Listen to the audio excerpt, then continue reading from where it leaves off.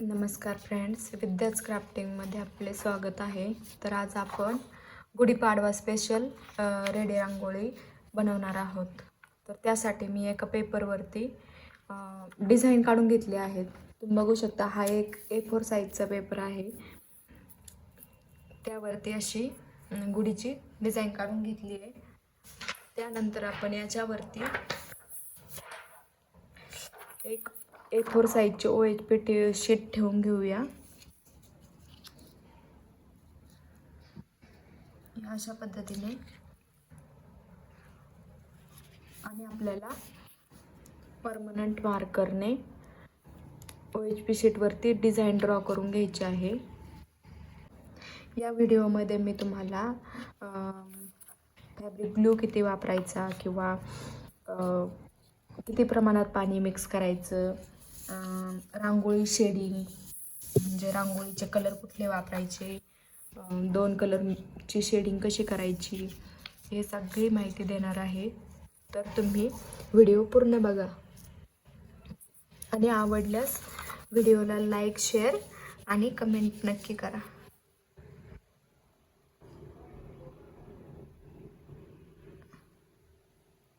अशा पद्धतीने आपण या परमनंट मार्करने OHP शीटवरती डिझाईन काढून घेणार आहोत.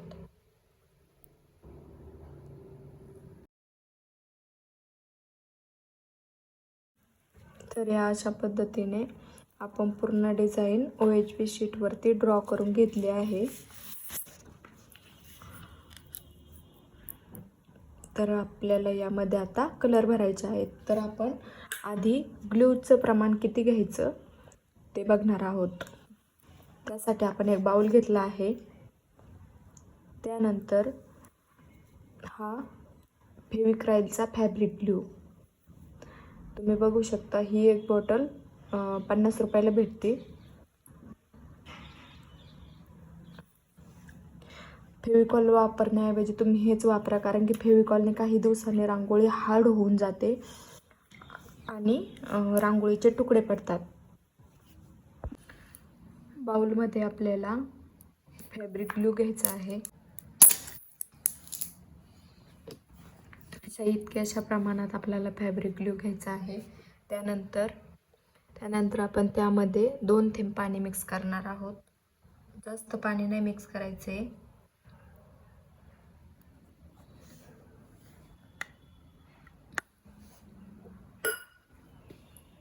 मोजून असं 2 थेंब पाणी मिक्स करायचं आहे आणि ब्रशने आपल्याला ते मिश्रण असं मिक्स करून घ्यायचं आहे. यात आपण अजून थोडंसं पाणी मिक्स करूया, 1 थेंब.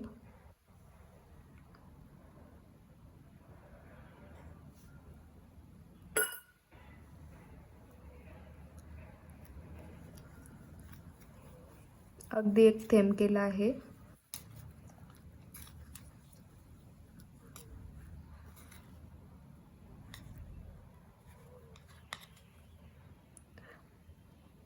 तुम्ही बघू शकता, अशा कन्सिस्टन्सीमध्ये आपल्याला हे मिश्रण पाहिजे. त्यानंतर अशा छोट्या ब्रशच्या सहाय्याने आपण हे फॅब्रिक ग्लू रांगोळीवरती लावून घेणार आहोत.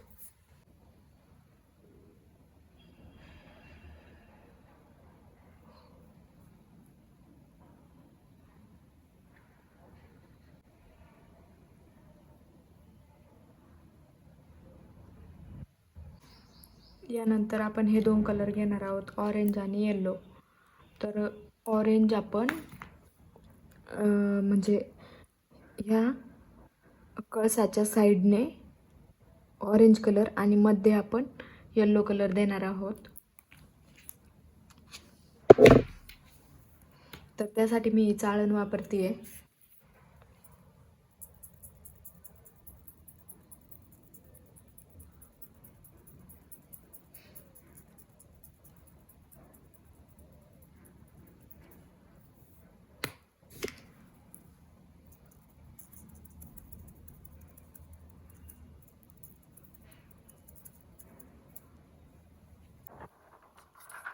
त्यानंतर आपण एक OHP शीट घेऊन अशा पद्धतीने दाब देऊन घेऊया.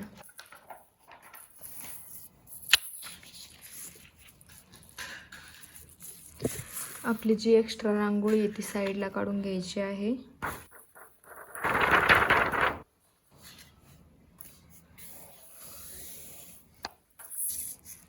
त्यानंतर ही जी आंब्याची पाने आहेत आपण याला ग्रीन कलर देऊन घेऊया.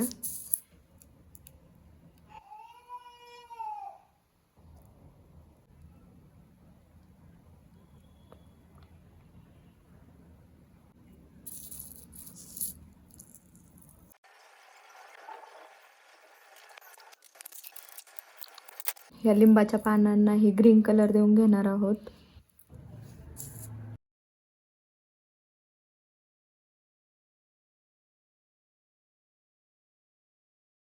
त्यानंतर या साडीला आपल्याला कलर द्यायचा आहे.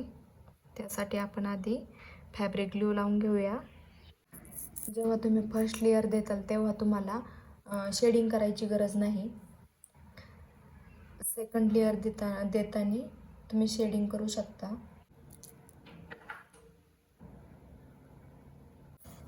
त्यानंतर मी या साडीला येलो आणि पिंक कलर देऊन घेणार आहे.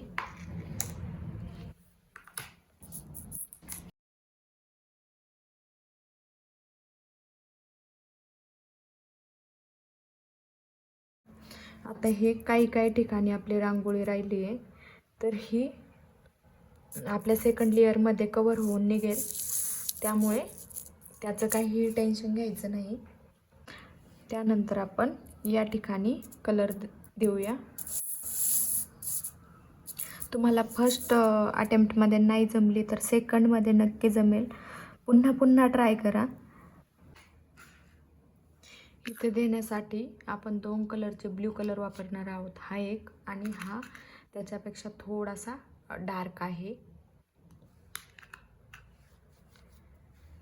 तर आपण आउटसाईडला हा डार्क आणि मध्ये थोडासा हा फेंट कलर देऊन घेऊया. तुम्हाला दिसत नसेल फेंट आणि डार्क तर तुम्ही व्यवस्थित बघू शकता. तुमच्याकडे हा वाला डार्क नसेल तर तुम्ही हाही वापरू शकता. हा थोडासा जास्त डार्क आहे. किंवा हे दोन्ही मिक्स करून एक कलरही बनवू शकता. साईडने आपल्याला थोडासा डार्क कलर देऊन घ्यायचा आहे.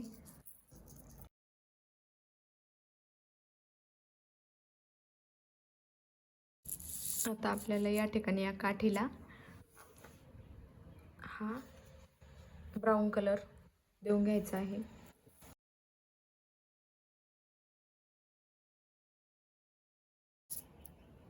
आता आपण या साईडने कलर देऊन घेऊया. तुम्ही तुमच्या आवडीचे कुठलेही कलर वापरू शकता. या ठिकाणी मी ऑरेंज कलर देते आहे.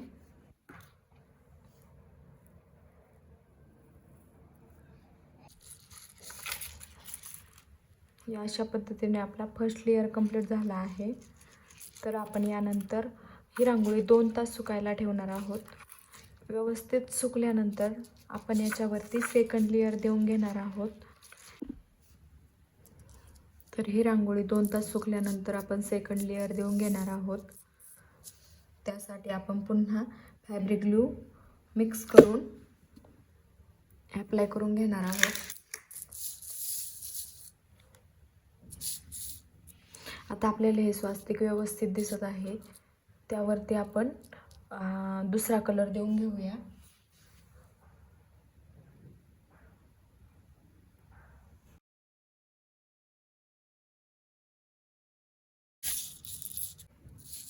त्यानंतर या कळसाला आपल्याला पुन्हा सेकंड लेअर देऊन घ्यायचा आहे.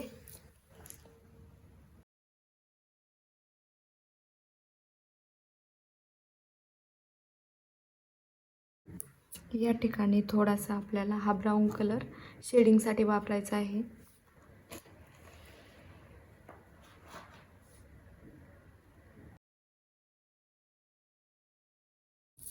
त्यानंतर आपण आंब्याच्या पानांना कलर देऊन घेऊया.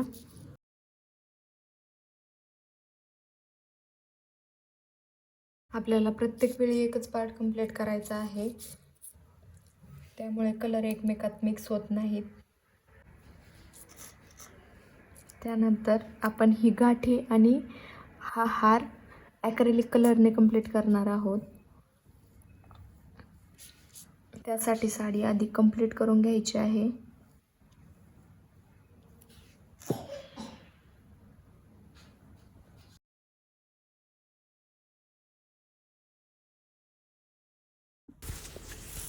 साडीच्या शेडिंगसाठी आपण ब्राऊन कलर वापरणार आहोत. या अशा पद्धतीने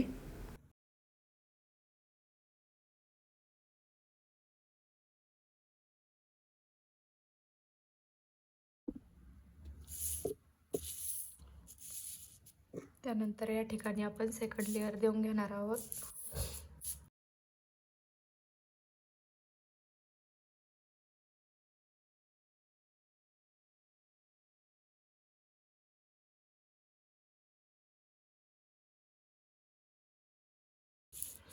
या अशा पद्धतीने आपण सेकंड लेअर पूर्ण देऊन घेतला आहे.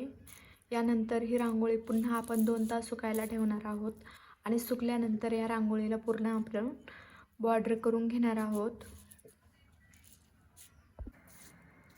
सेकंड लेअर आपला सुकल्यानंतर आपण याला रांगोळीला बॉर्डर करून घेणार आहोत. तर त्यासाठी बॉर्डरसाठी 2 फेविक्रॉलचे व्हाईट आणि ब्लॅक हे 2 कलर वापरते. तर चला आपण आधी कलर करून घेऊया. हे असा एकदम बारीक टोकाचा आपण ब्रश वापरणार आहोत.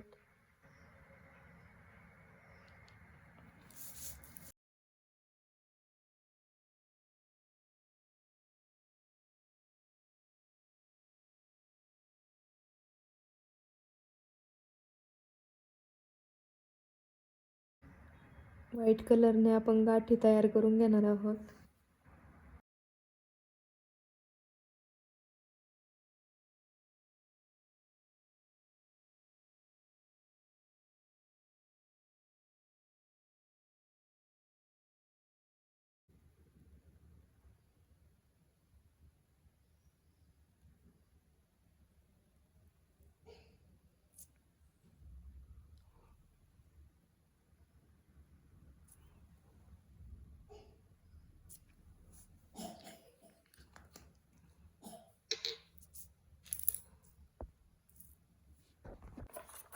यानंतर आपण हे जे एक्स्ट्रा वेट पीस आहे ते कट करून घेणार आहोत.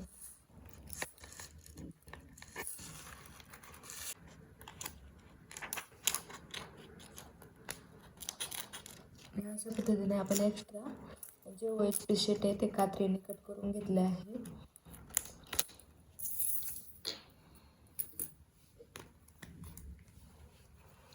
तर अशी खूप सुंदर अशी आपली गुढीपाडवा स्पेशल रांगोळी तयार झाली आहे. तर ही रांगोळी तुम्हाला कशी वाटली मला कमेंट करून नक्की सांगा. व्हिडिओला लाईक करा, शेअर करा आणि माझ्या चॅनलला सबस्क्राईब नक्की करा. Thank you for watching.